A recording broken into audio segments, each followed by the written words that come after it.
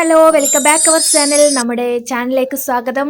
വീഡിയോയിലോട്ട് പോകുന്നതിന് മുമ്പ് സബ്സ്ക്രൈബ് ചെയ്യാത്തവരെ ഒന്ന് ചാനൽ സബ്സ്ക്രൈബ് ചെയ്ത് ലൈക്കും ഷെയറും കമൻറ്റും ചെയ്യൂ. ഉദ്യോഗഭരിതമായ സംഘർഷങ്ങൾക്ക് ശേഷം അങ്ങനെ നിങ്ങൾ ലേണേഴ്സ് ടെസ്റ്റ് പാസ്സായി. ഒരു കടമ്പ അതുപോലെ കഴിഞ്ഞു. ഇനി 30 ദിവസങ്ങൾക്ക് ശേഷം നിങ്ങൾക്ക് ഡ്രൈവിംഗ് ലൈസൻസിന് അപേക്ഷിക്കാം. എച്ച് ആണെങ്കിൽ എച്ച്, കാറിൻ്റെ അല്ലെങ്കിൽ സ്കൂട്ടറിൻ്റെ ആണെങ്കിൽ 8. അതൊന്ന് കയ്യിൽ കിട്ടിയാൽ മതിയല്ലേ ഡ്രൈവിംഗ് ലൈസൻസ്. അതിനല്ലേ ഇത്രയും കഷ്ടപ്പെട്ടത്.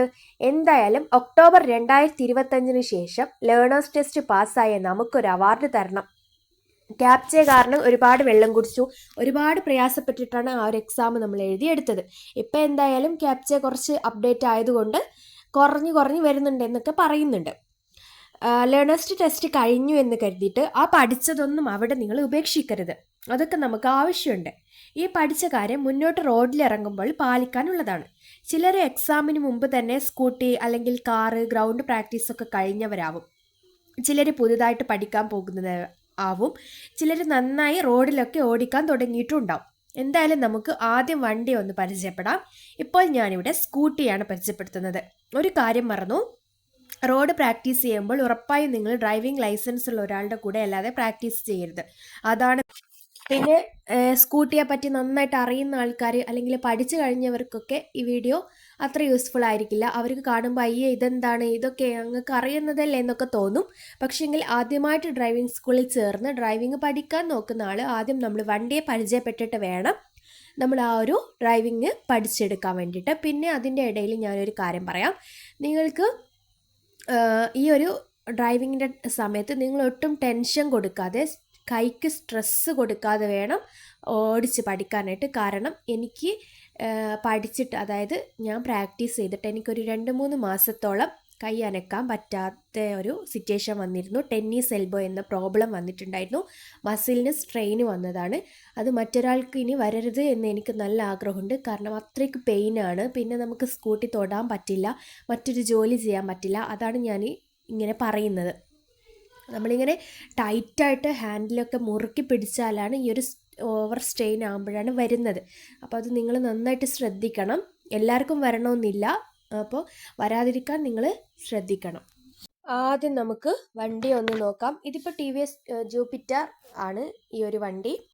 ഇനി നമുക്ക് ഈ ഒരു വണ്ടിയുടെ ഇടതുവശത്ത് നമുക്ക് എന്തൊക്കെയാണുള്ളത് നോക്കാം. ഇടതുവശത്ത് ഒരു ലെഫ്റ്റ് മിറർ ഉണ്ട്, പിന്നെ ബാക്ക് ബ്രേക്ക് ഉണ്ട്, ഇൻഡിക്കേറ്ററും ഉണ്ട്, ഹോണും ഉണ്ട്. റൈറ്റ് സൈഡിലായിട്ട് നമുക്ക് ഒരു റൈറ്റ് മിറർ ഉണ്ട്, പിന്നെ ആക്സിലേറ്ററും ഫ്രണ്ട് ബ്രേക്കും സ്റ്റാർട്ട് ചെയ്യുന്ന സ്വിച്ചുമാണ് ഉള്ളത്. അപ്പോൾ ലെഫ്റ്റ് സൈഡിൽ പിന്നെ നമ്മൾ രാത്രിയിലൊക്കെ പോകുമ്പോൾ ഡിമ്മും ബ്രൈറ്റും ആക്കുന്ന ലൈറ്റിൻ്റെ സ്വിച്ചും കൂടി ഉണ്ട്. ഇപ്പോൾ ഓരോന്നും നമുക്ക് വിശദമായിട്ടൊന്ന് നോക്കാം. ഇവിടെയാണ് നമ്മുടെ ഹോണിൻ്റെതും ഇൻഡിക്കേറ്ററിൻ്റെ ഒക്കെ സ്വിച്ച് വരുന്നത്. പിന്നെ നമ്മൾ ഇപ്പോൾ കൈ വെച്ചിരിക്കുന്നത് ഒന്നും ചെയ്യണ്ട, നമ്മൾ ഹാൻഡിൽ ഒരു ഇതാണ് കൈ വെക്കുന്ന സാധനമാണ് നമ്മൾ ലെഫ്റ്റ് ബ്രേക്കിന് സപ്പോർട്ട് ചെയ്യാൻ വേണ്ടിയിട്ട്. ഇവിടെ മുന്നിൽ കാണുന്നതാണ് ലെഫ്റ്റ് ബ്രേക്ക്. ലെഫ്റ്റ് ബ്രേക്ക് നമുക്ക് 4 വിരൽ ഉപയോഗിച്ച് പിടിക്കണമെങ്കിൽ അങ്ങനെ പിടിക്കാം, അല്ലാന്നുണ്ടെങ്കിൽ 2 വിരൽ ഉപയോഗിച്ച് പിടിക്കുകയാണെന്നെങ്കിൽ നിങ്ങൾക്ക് അങ്ങനെ പിടിക്കാം. എങ്ങനെയാണോ നിങ്ങൾക്ക് ഇതായിട്ടുള്ളത്, അനുയോജ്യമായിട്ടുള്ളത്, അതുപോലെ നിങ്ങൾക്ക് അവിടെ പിടിക്കാവുന്നതാണ്. ഇതാണ് നമ്മുടെ ലൈറ്റിൻ്റെ സ്വിച്ച് ഡിമ്മും ബ്രൈറ്റും ആക്കുന്നത്. അതായത് നമ്മൾ രാത്രിയിലൊക്കെ യാത്ര ചെയ്യുമ്പോഴാണ് ഇത് അധികവും യൂസ് വരുന്നത്. നമ്മൾ എതിർവശത്ത് നിന്ന് ഒരു വാഹനം വരുമ്പോൾ നമ്മൾ നമ്മുടെ ബ്രൈറ്റിലാണെങ്കിൽ നമ്മൾ ഡിം ചെയ്യണം. അതൊക്കെ നമ്മൾ ലേണേഴ്സ് ടെസ്റ്റിൽ നമ്മൾ ക്വസ്റ്റ്യൻസ് ശ്രദ്ധിച്ചാൽ നിങ്ങൾക്ക് മനസ്സിലാവും, അതൊക്കെ ഉണ്ടായിരുന്നു. ഇതാണ് ഹോണിൻ്റെ സ്വിച്ച്, അതായത് നമ്മൾ ഹോൺ അടിക്കാൻ വേണ്ടിയിട്ടുള്ള ഇതാണ് ഇത്. പിന്നെ ഇത് ഇൻഡിക്കേറ്ററാണ്. ഇൻഡിക്കേറ്റർ നമ്മളിങ്ങനെ നടുക്കാണ് ഇൻഡിക്കേറ്റർ ഉണ്ടാവുക. അതിനെ റൈറ്റിലോട്ടും ലെഫ്റ്റിലോട്ടും ആക്കിയാലാണ് ഇത് റൈറ്റും ലെഫ്റ്റും ആകുന്നത്. കൈ ഇങ്ങനെ ഈ ഒരു ഹാൻഡിൽ പിടിച്ച ശേഷം, ഹാൻഡിൽ ബാറിൽ പിടിച്ച ശേഷം നമ്മൾ ലെഫ്റ്റിലോട്ടാക്കുമ്പോൾ, ഇങ്ങനെ ലെഫ്റ്റിലോട്ട് സ്വിച്ച് ഇങ്ങനെ ആക്കുമ്പോൾ അത് ലെഫ്റ്റ് ഇൻഡിക്കേറ്റർ. പിന്നെ ഇങ്ങനെ റൈറ്റിലോട്ടാക്കുമ്പോൾ അത് റൈറ്റ് ഇൻഡിക്കേറ്ററും ആവും. ഇനി അത് ഓഫ് ചെയ്യണമെങ്കിൽ നമ്മളൊന്നും ചെയ്യേണ്ട, ആ സെൻറ്ററിലേക്ക് ഒന്ന് പ്രസ് ചെയ്ത് കൊടുത്താൽ അത് ഓഫ് ആവുകയും ചെയ്യും. അപ്പോൾ നമ്മുടെ 4 വിരലിപ്പോൾ ആ ഒരു അവിടെയാണ് കൈ വെച്ചിരിക്കുന്നതെങ്കിൽ നമ്മുടെ തള്ളവിരൽ കൊണ്ടാണ് ഈ ഒരു മൂവ്മെൻറ്റ്സ് ഒക്കെ ചെയ്യേണ്ടത്, ഹോൺ ഇൻഡിക്കേറ്ററൊക്കെ. അപ്പോൾ നിങ്ങൾക്ക് ആ കൈ പിന്നെ ഇവിടെ എത്തുന്നില്ല എന്നാണെങ്കിൽ, ഇപ്പം നീളം കുറവുള്ള കൈയൊക്കെ ഉണ്ടെങ്കിൽ നമുക്ക് കുറച്ച് ദൂരെ വെക്കുന്നതിന് പകരം ഇങ്ങനെ സൈഡിലോട്ട് വെച്ച ശേഷം നിങ്ങളുടെ കൈപ്പത്തി സൈഡിലോട്ട് വെച്ച ശേഷം നിങ്ങൾക്ക് അവിടെ സ്വിച്ച് കൃത്യമായി എത്തുന്നതായിരിക്കും. ഇനി നമ്മൾ ലെഫ്റ്റിലോട്ട് ഇടുകയാണ്. ലെഫ്റ്റിലോട്ടിട്ടപ്പോൾ ഇവിടെയുള്ള ലെഫ്റ്റ് നിങ്ങൾക്ക് കാണാം ഈ ഒരു എയറോ ഇൻഡിക്കേറ്റർ ഓൺ ആയിട്ടുണ്ട്. ഇങ്ങനെയാണ് ഓൺ ആയി കഴിഞ്ഞാൽ ഇങ്ങനെ നിൽക്കും, പിന്നെ ഇങ്ങനെ കത്തും. അങ്ങനെയാണ് ഈ ഒരു ലെഫ്റ്റ്. അത് ഓഫ് ചെയ്യണമെങ്കിൽ നമ്മൾ സെൻറ്ററിൽ പ്രസ് ചെയ്യുക. ലെഫ്റ്റിലോട്ടും റൈറ്റിലോട്ടും ഇട്ട് കഴിഞ്ഞാൽ ആ ഒരു ബട്ടണ് തനിയെ തിരിച്ച് വരും. അപ്പോൾ ആ സെൻറ്ററിലോട്ട് തന്നെ വരും. അത് സെൻറ്റർ ഒന്ന് പ്രസ് ചെയ്ത് കൊടുത്താൽ അത് ഓഫ് ആവുകയും ചെയ്യും.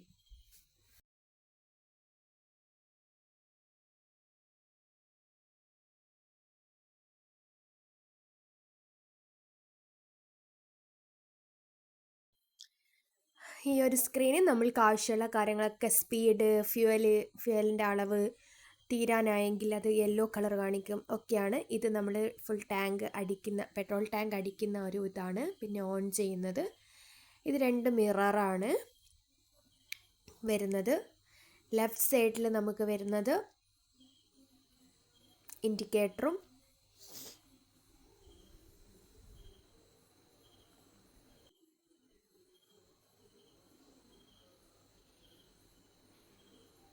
ഇവിടെ ലെഫ്റ്റ് സൈഡിൽ നമുക്ക് വരുന്നത് ലെഫ്റ്റ് ബ്രേക്കും പിന്നെ ഹോണ്, ഇൻഡിക്കേറ്റർ ഒക്കെയാണ്.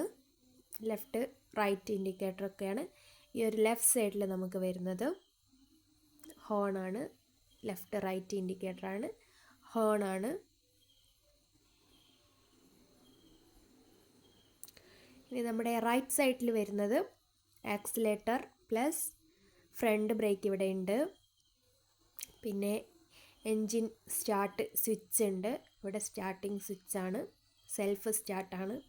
ഹോൺ ലെഫ്റ്റ് സൈഡിൽ.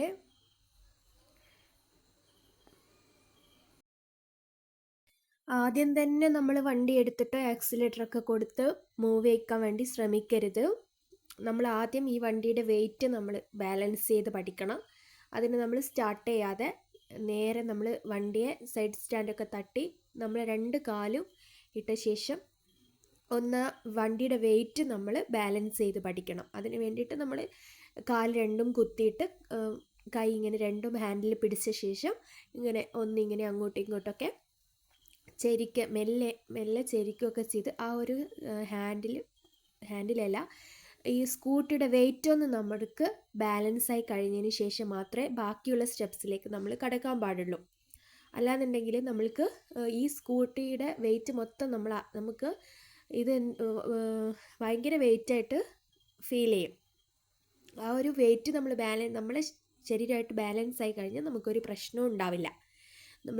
അതിന് ശേഷം നമ്മളിങ്ങനെ മെല്ലെ സ്റ്റാർട്ടൊക്കെ ചെയ്ത് ബ്രേക്ക് പിടിച്ച് സ്റ്റാർട്ട് ചെയ്യണം. പിന്നെ ഇപ്പോഴത്തെ വണ്ടിയിൽ അധികവും നമ്മൾ ബ്രേക്ക് പിടിച്ച് സൈഡ് സ്റ്റാൻഡൊക്കെ ഇട്ട് എൻജിന് സെൽഫ് സ്റ്റാർട്ടൊക്കെ കൊടുത്തു കഴിഞ്ഞാൽ മാത്രമേ സ്റ്റാർട്ടാവുന്നുള്ളൂ. അഥവാ നമ്മൾ സൈഡ് സ്റ്റാൻഡിലാണ് ഉള്ളതെങ്കിൽ ഇത് സ്റ്റാർട്ടാവില്ല. മെല്ലനെ ലെഫ്റ്റ് ബ്രേക്ക് കൊടുത്ത് എൻജിനൊക്കെ സ്റ്റാർട്ട് ചെയ്ത് മെല്ലനെ മൂവ് ചെയ്യിപ്പിക്കുക. ആക്സിലേറ്ററൊക്കെ ഒന്ന് കുറച്ച് ഒന്ന് എന്നൊക്കെ പറയുന്ന ഒരു ഇതിൽ കൊടുത്ത് ഇവിടുന്ന് 1 മീറ്റർ ദൂരത്തേക്ക് പോകുന്ന രീതിയിൽ ഒന്ന് കൊടുത്ത് അവിടെ സ്റ്റോപ്പ് ചെയ്യുക. അതും കാല് കുത്തിയിട്ട് തന്നെ. അങ്ങനെയൊക്കെ ഫസ്റ്റ് സ്റ്റെപ്പ് ബൈ സ്റ്റെപ്പായിട്ട് പഠിക്കാൻ വേണ്ടി പറ്റുള്ളൂ. കാണുന്നവരൊക്കെ ചിലപ്പോൾ കളിയാക്കാം. സ്കൂളിൽ നിന്നൊക്കെ ആണെങ്കിൽ ടീച്ചേഴ്സൊക്കെ നന്നായിട്ട് പറഞ്ഞുതരും. ഇപ്പോൾ വീട്ടിൽ നിന്നൊക്കെ സ്വയം പഠിക്കുന്നവർ നീ എന്തായി കാണിക്കുന്നതെന്നൊക്കെ പറയും. പക്ഷെ നമുക്ക് അങ്ങനെ ഒരു സ്കൂട്ടി പഠിച്ച് വരാൻ പറ്റുള്ളൂ. മെല്ലനെ സ്റ്റാർട്ടൊക്കെ കൊടുത്ത് മെല്ലനെ ഉരുട്ടി പോവാന്ന് പറയില്ലേ, അത് തന്നെ. ആദ്യമൊക്കെ ഉരുട്ടി പഠിക്കണം, എന്നിട്ട് മാത്രമേ ആക്സിലേറ്ററൊക്കെ കൊടുത്ത് മെല്ലനെ പോകാൻ പാടുള്ളൂ. ഈ ഒരു വെയിറ്റ് ബാലൻസ് ആയി കഴിഞ്ഞാൽ നമ്മളിങ്ങനെ തുഴഞ്ഞ് പോകാമെന്ന് പറയില്ലേ, കാലിങ്ങനെ ഇട്ട് അതിങ്ങനെ പോയി കഴിഞ്ഞിട്ട് പിന്നെ നമുക്ക് കുറച്ച് സ്പീഡൊക്കെ കൊടുത്ത് ആക്സിലേറ്ററൊക്കെ കൊടുത്തിട്ട് മെല്ലനെ സ്റ്റെപ്പ് ബൈ സ്റ്റെപ്പായിട്ട് പോകാൻ വേണ്ടി പറ്റും. സൈക്കിൾ ബാലൻസ് പോലും ഇല്ലാത്ത ആൾക്കാർക്കൊക്കെ നല്ല ഈസി ആയിട്ട് വണ്ടി ഓടിക്കുന്നുണ്ട്. നമ്മൾ ആദ്യം തന്നെ ആക്സിലേറ്ററൊക്കെ കൊടുത്ത് നമ്മൾ വെയിറ്റ് ഒന്നും ബാലൻസ് ആവാതെ ആക്സിലേറ്ററൊക്കെ കൊടുത്തു കഴിഞ്ഞാൽ നമ്മൾ വണ്ടി അടക്കം മറിയാനാണ് ചാൻസ്. ആദ്യം നമ്മൾ വണ്ടിയുടെ വെയിറ്റ് ബാലൻസ് ചെയ്യാൻ പഠിക്കുക. പിന്നെ നമ്മളിങ്ങനെ മെല്ലെ ഇതിനെ വണ്ടി ഉരുട്ടി ഉരുട്ടി കാല് വെച്ച് ഇങ്ങനെ തുഴഞ്ഞ് ചെയ്ത് കഴിഞ്ഞാൽ വണ്ടിയുടെ വെയിറ്റ് ബാലൻസ് ആവുകയും ചെയ്യും, നമുക്കൊരു ഇത് കിട്ടുകയും ചെയ്യും.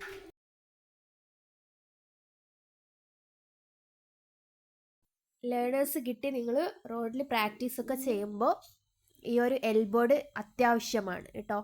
നിങ്ങൾ എന്തായാലും ഈ ഒരു എൽബോർഡ് നിങ്ങൾ വണ്ടിയിൽ ഉണ്ടായിരിക്കണം. പിന്നെ ഹെൽമെറ്റും നിർബന്ധമായും ധരിച്ചിരിക്കണം. നിങ്ങളുടെ കൂടെ സാധുവായ ഡ്രൈവിംഗ് ലൈസൻസ് ഉള്ള ഒരാളും കൂടെ നിർബന്ധമായും ഉണ്ടായിരിക്കണം.